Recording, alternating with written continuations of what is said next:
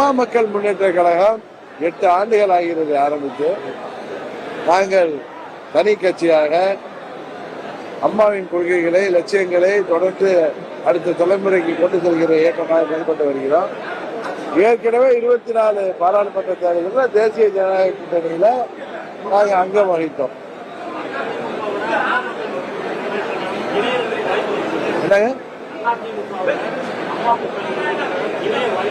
யூகத்துக்கெல்லாம் பதில் சொல்ல தேவையில்லைன்னு நினைக்கிறேன்.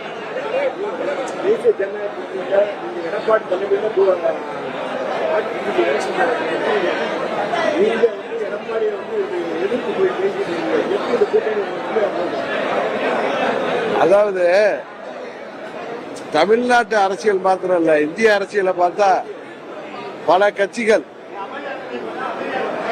ஒருவருக்கு எதிராக இருந்து தேர்தல் நேரத்தில் ஒரு பொது நோக்கத்தில் ஒன்றிணைந்து வருவது கடந்த காலத்தில் நடந்து வந்திருக்கு.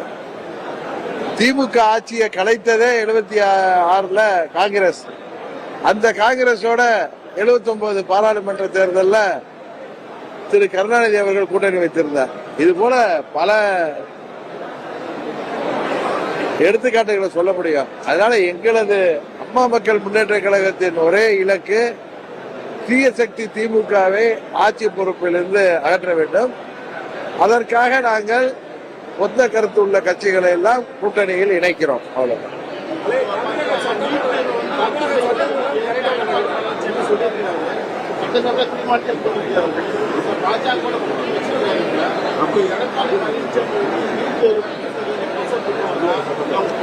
இது நீங்க அவர்கிட்ட கேட்க வேண்டிய கேள்வி. தமிழக சட்டப்பேரவையில எந்த உறுப்பினர்களுக்காக சபாநாயகரே கேள்வியும் அவரே சொல்றாரு, பதிலும் அவரே சொல்றாரு. அப்ப சட்டப்பேரவை சரியா நடக்குதான்? திமுக ஆட்சியில எதுவுமே சரியா நடக்கல.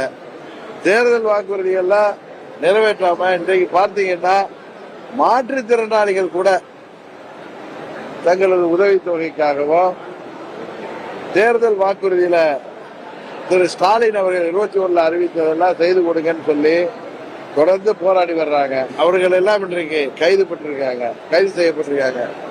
இது போல அனைத்து தரப்பு மக்களுக்கும் அவர்களுக்கு தேர்தல் நேரத்தில் சொன்ன வாக்குறுதிகளை நிறைவேற்றாத இந்த மக்கள் விரோத ஆட்சியில, திமுக ஆட்சியில எதுதான் சரியா நடக்கும்னு நம்புறீங்க நீங்க?